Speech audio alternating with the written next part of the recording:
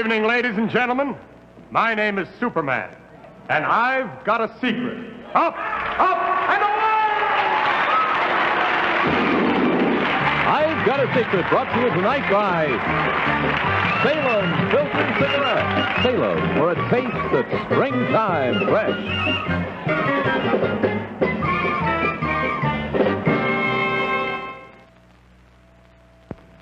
This is springtime in the East. Here, as everywhere, people are turning to the taste that's springtime fresh, the taste of Salem cigarettes. Salem, America's largest selling menthol cigarette by far. Try something different for a change. Turn to Salem for a taste that's springtime fresh. From New York, here is I've Got a Secret, starring Steve Allen.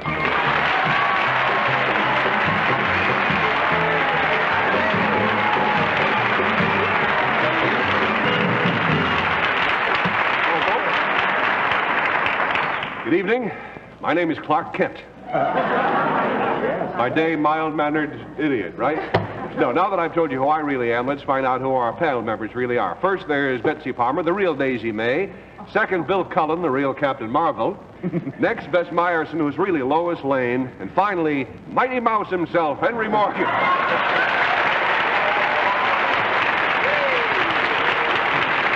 our panel, all right. Well, panel, if you're ready to get to work, we'll do that for you. Here is our first contestant.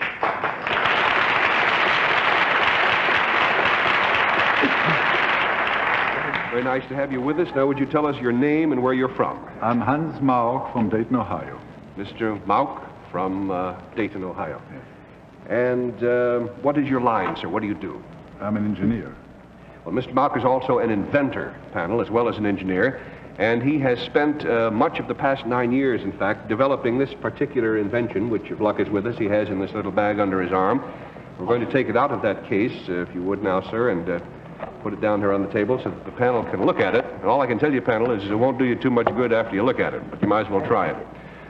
The secret, of course, concerns this device, and if you'll whisper that secret to me now, sir, we'll let the audience know more about your invention.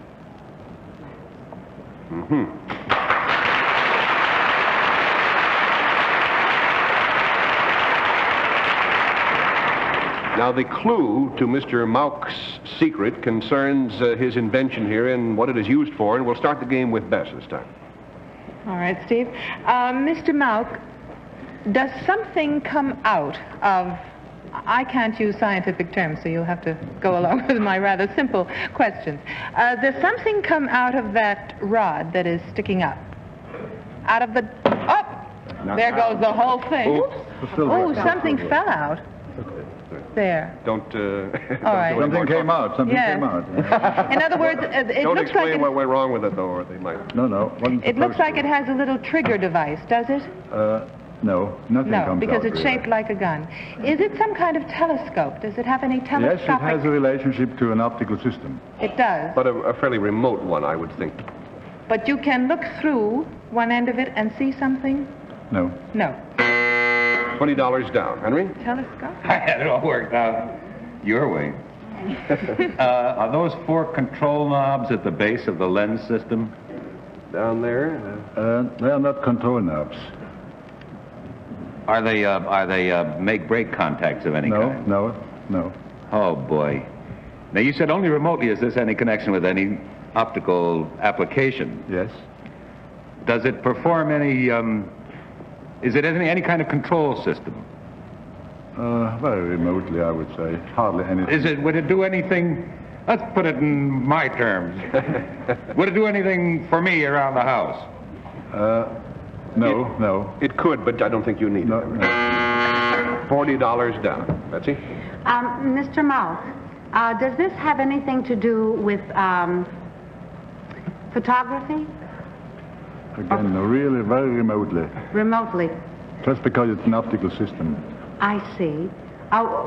The little piece that happened to have fallen off looked as though it might have been a lens of some sort.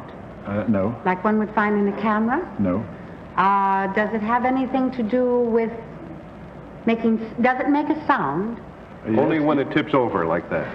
Well, and it makes a sound, but it has nothing to do with the actual purpose. $60 down. Bill? Well, I'm going to start wild guessing. Could it possibly be a television camera? No. It could possibly be, but No, it no, isn't. no. That is a wild guess. Does it have to do with the sound rather than sight, Mr. Malk? No. More to do with sight. Right. Does it show one something? Yes. Does it magnify something? Yes. Is it an extremely powerful telescope or a microscope No. or a macroscope? No. Or a megroscope?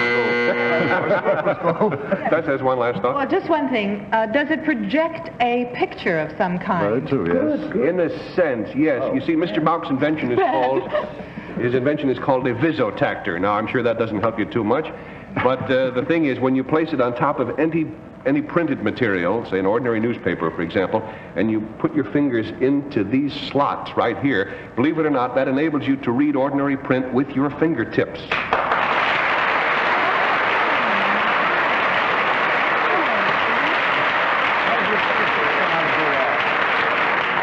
Could you give us a sort of a simple explanation of how it works, sir? It's really very simple. It's for blind people to read, and they do not need Braille. And it has photocells, and a picture of the letter is projected onto the photocells, and there are little vibrators in this handle, and if a photocell sees black, then an associated stimulator vibrates. And so by guiding this over the printed line, you can, after quite a bit of training, read. Slowly, but you can read. All right. Great idea.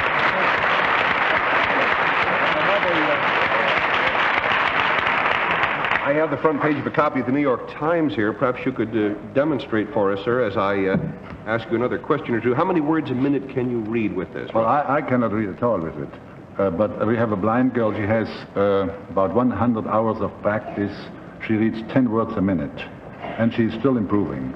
Now, this is not very much, but it's better than nothing. You can read faster with Braille, but very little, relatively speaking, has been converted into Braille, and this way you can read just about everything. Maps, too, and all kinds of things. Dollar bills, for instance. You can identify dollar bills, or stamps, or telegrams, or so downtown. It's portable. Should I put my fingers in this? Let me first jump. The way it works, letters underneath. Oh, do we have some letters under here? Oh, yes. Yeah, the idea of it is, I gathered it a few minutes before the show. You go this way? No, this way, yeah. Right. And you feel a straight line of electrical impulses, little sort of vibrations or buzzes, and you know what a straight line is. It's the letter I. Now here you feel another straight line of impulses, and then a little thin line going the other way, and then that, and you convert that into an H. You sort of have to start almost with your ABCs again, but you can learn that way. There's no way for us, we've discovered, to convey to you at home what this little buzz in your fingertips feels like. But we'll let you watch Mr. Malk feeling it. If that'll help you any. You will maybe want to try. Want me to do it? Let me get first the adjustment. You have to sort of Here we go. tune it in. No. And then you move it very slowly towards you or away from you? Towards you, along the line, in the I see. direction of reading. Yes. Well, all I feel now, because I'm not educated to this, is a series of disconnected little vibrations and buzzes. And I can tell they're different kinds, and if I had been trained, I would be able to translate those sensations into letters. Well, Mr. Malk, it's a remarkable device. I hope it wasn't injured and falling over. We know that it was developed under the auspices of the Veterans Administration, and that you've been working with the Prosthetic and Sensory Aids Service, which is very necessary and fine work. How soon will this be on the market? Not very soon. It will be at least 2 years until we are through testing clinically and all that, so there's no point in expecting it soon or writing letters at the present time. In other words, as soon as it is ready, the world will be informed about it. Several years from now, it will be produced. I see. In moderate quantities. Well, I imagine it's going to be a very important help to blind people all over the world, and you're to be congratulated for creating it. Thank you very much for joining us.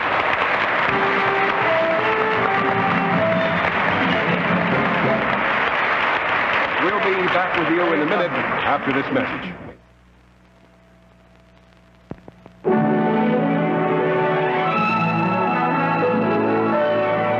This is Springtime in the Midwest.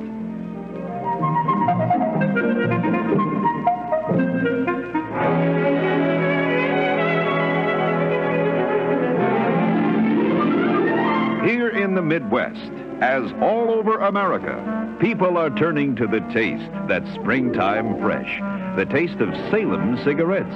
Salem, America's favorite menthol cigarette, the largest selling by far, because Salem brings you rich tobacco taste, menthol soft flavor. Salem refreshes your taste. Try something different for a change. Turn to Salem for a taste that's springtime fresh. Next pack, make it Salem filter cigarettes. Now, may we have our next contestant, please?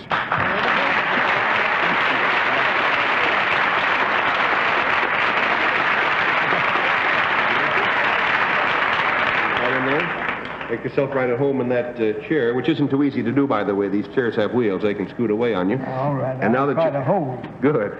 Now that you're down there, would you tell us your name, please, and where you're from? Aurelius McGarvey Wallace from Gate City, Virginia. That's Mr. Wallace from Gate City. And might I ask your age? 91. 91.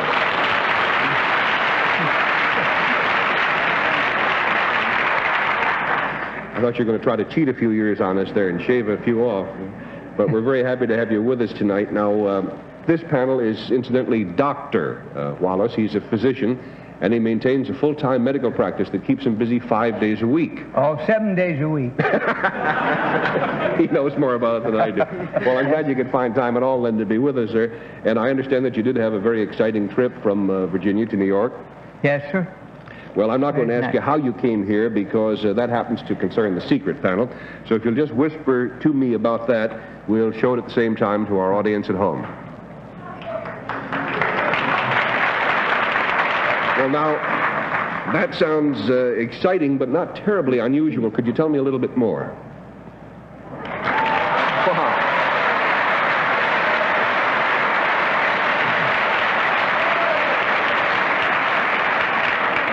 The clue concerns something he did, panel, and we'll start the questioning with Betsy Palmer.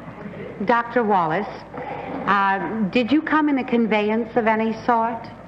Yes, sure. Was this motivated by you? How was the question?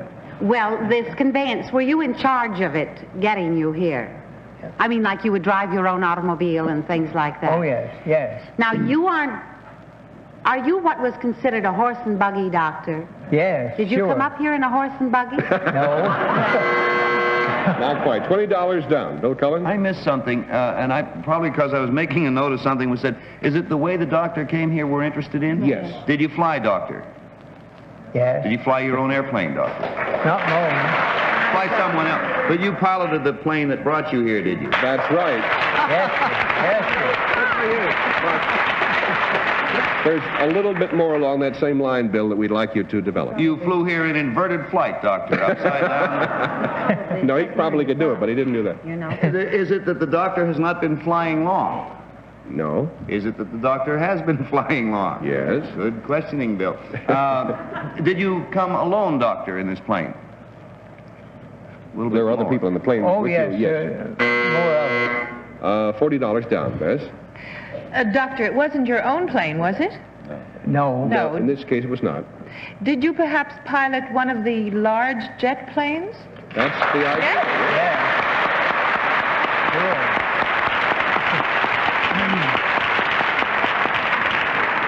You can look for him on your nearest unscheduled airline, ladies and gentlemen. There's your pilot speaking. No, really, panel, aside from being one of the nation's oldest practicing physicians, Dr. Wallace is also, he's got to be, the nation's oldest licensed pilot. And he did, indeed, as best is discovered, come all the way from Gate City, Virginia to New York on this jet plane, which he piloted himself. And it was a, where'd you get the airplane? It wasn't yours, is that right? No, it's from the Aero Command company that furnished the jet for me to fly. Those Lear twin-engine jets. A Lear twin-engine jet. Really powerful plane, but Sure. he knows how to handle it. Now, when did you learn to fly jets? Well, I had a friend that went into the air service that I'd practically learned to fly, and he was in the flying a jet, and he wanted to fly me. So he never could get around, and when I was in Washington a year ago, the Air Force heard me make the statement, so they furnished me a jet to fly from Tri-City down to Montgomery, Alabama to see their new hospital. And at the age of 90, you did that. Now, one of the reasons, Dr. Wallace, of course, has been flying for many, many years.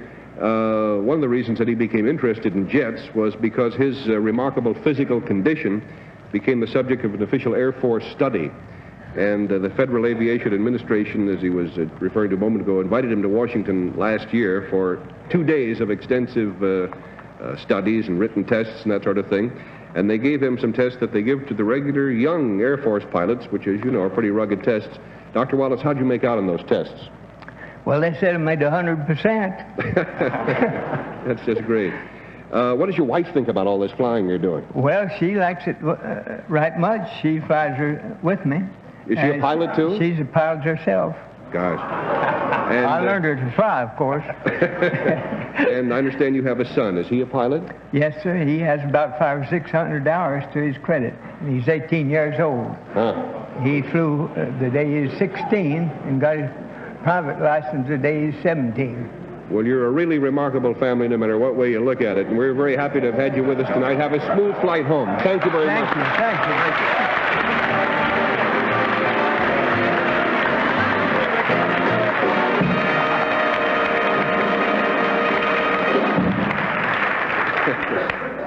We'll bring you our special guest, Superman, in just a minute after this message.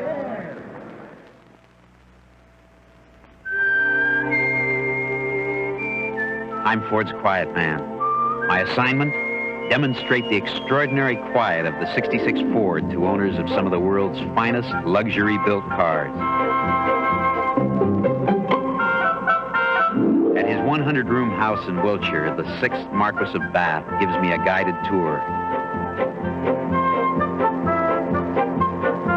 A guided tour of his very elegant Daimler Majestic, the epitome of British royal tradition. The Daimler purred like a very contented Wiltshire cat. Then I gave Lord Bath a guided tour of my 66 Ford LTD. When I explained how the 66 Ford tuned out road noise and vibration, Lord Bath said, "Remarkable. I do believe your Ford is quieter." We proved Ford's quiet quality in engineering to Lord Bath. We'd like to prove to you that you're ahead in a Ford all the way. Now it's time to meet our special guest, as I said, from the new Broadway musical in which he plays Superman. It opens next week and has been playing previews right around the corner from us here. Our guest should be arriving just about any second now. And yes, there he is. It's a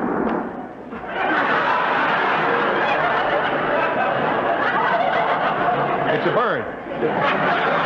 And it came in early. It's an early bird. Got it. Wait a minute, there he is. Yes, it's a plane. It's a dive bomber, isn't it, Bob? Thanks a lot. I'm sorry I made the early bird joke. Strike it. Now, there he is now. Ladies and gentlemen, it's Superman.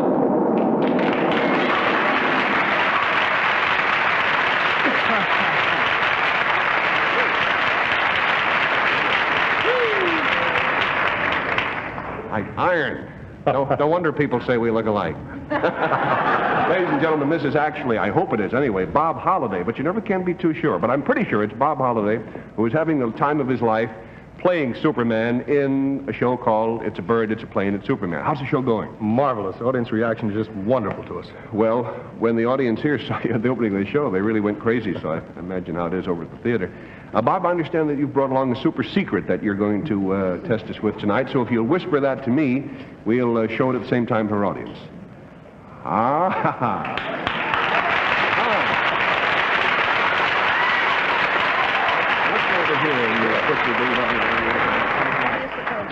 Now, Superman's secret clue concerns something he's going to do, panel. And we'll start the questioning this way with Bill Cullen. Superman, sir. Just call him Soupy. That's all right. I don't want no trouble with Superman, sir. This thing you're going to do, sir, is it akin to the Superman feats? I mean, is it something, for instance, that I couldn't do, which is like anything? You know? Could I do the thing you're going to do? I don't think so. You're right. Are you going to go in a phone booth first? Only to call my service.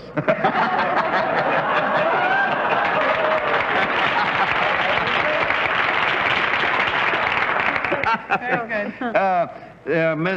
Superman, sir, are you going to do it here on the stage tonight? I certainly am. $20 down. Yes? You certainly are what? You certainly are going to do it on the stage tonight. Yes, And are we going to ooh and ah when you do it? I think you may. Really? Are you going to do it alone? I may have some help. With a girl? I hope not. I meant if you were going to fly, were you going to fly alone? Are you going to fly? Yes, I'm going to fly. Alone? It's no fun that way. Just with Lois Lane sometimes. Yes. And that's the secret. You're going to fly tonight on the No, stage. that isn't the secret. You're going to fly out of the theater. $40 down. Henry? That's only if it's a super secret. I didn't bring along my super brain. Are you going to be carrying any equipment when you take off? No. Ah, what was Bess right about the flying? Yes, I'm going to fly, but that's just, You, I would say, half the secret. half the secret. Are you going to have a passenger? That felled bird. Is Mr. Allen going to be involved in any way? Yes. Is he going to fly? Yes. I'm ready. I'm ready. You're ready to next. I'm ready to watch. Well, it's just as well that you got it, Henry, because Betsy would have had to disqualify herself because this whole thing is her idea. And as a matter of fact, she saw the show and talked to the producers of that show and this show. And I'd like to say thanks a lot. I figure if I'm going to do it in Peter Pan, I don't know why you can't do it on I've Got a Secret. That's true. But, So, be brave, my dear. well, we'll see.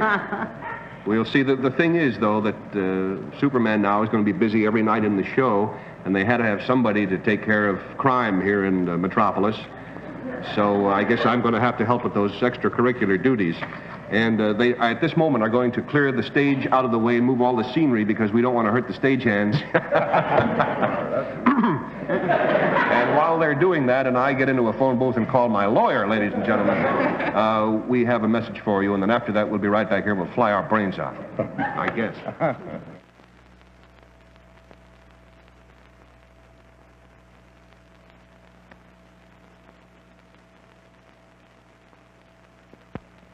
Times change.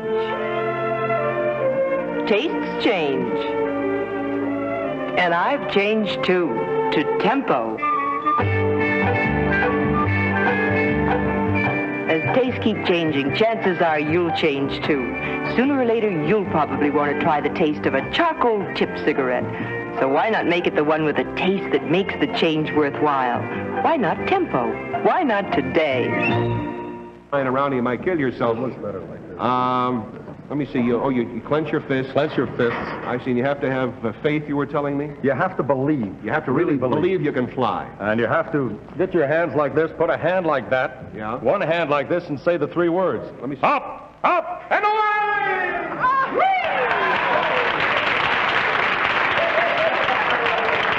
You got to make sure your boot doesn't fall down. That's the important thing when you're going up. Okay, Steve. That's fine. That concludes our program for the evening.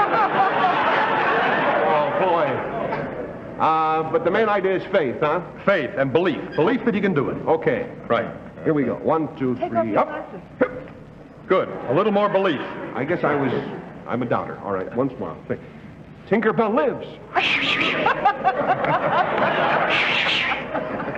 I really got to do it your way, huh? Up, Fist up, and there. away. A hand. Hand. Up, and away!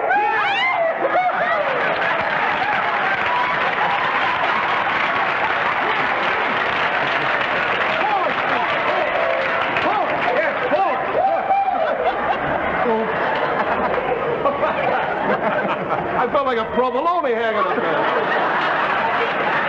I was a hanging. Why can't you Shall I try that again? Yeah. This is the type of song, Hang On, Soapy, Hang On. All right, up, and away! Woo-hoo!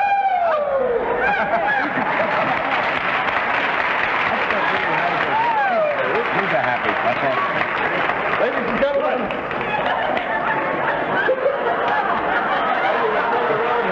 I'd like to say a few words about my underwear, folks.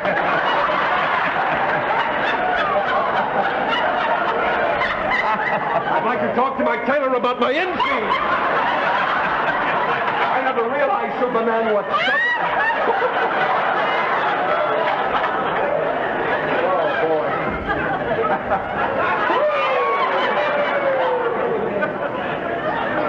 Betsy, how many years have you been doing Peter Pan, Betsy? I haven't even started yet, but I'm going to use fairy dust. Fairy dust? I'm glad I didn't say that.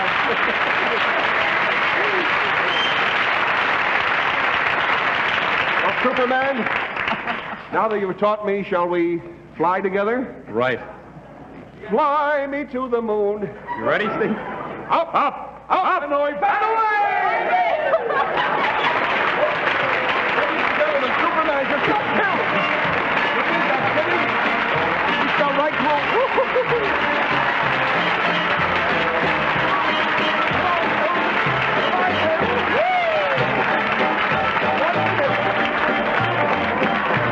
What do you mean 1 minute? What happened to Superman?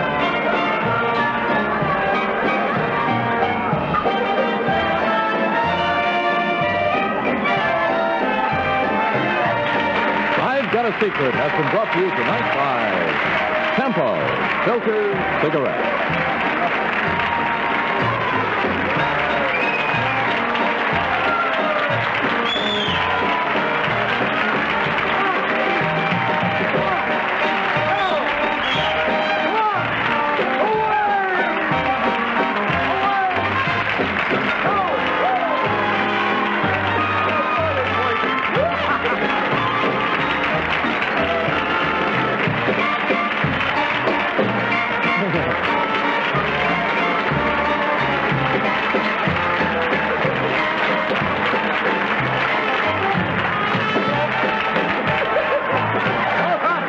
For a big hour of special entertainment tomorrow night as Carol Burnett, Zero Mostel, and Lucille Ball combine their exciting talents. Watch for Carol Plus 2 in color tomorrow night. Right now, stay tuned as Lucy becomes Superwoman on The Lucy Show, next in color. This program was pre-recorded. This is John Cannon speaking.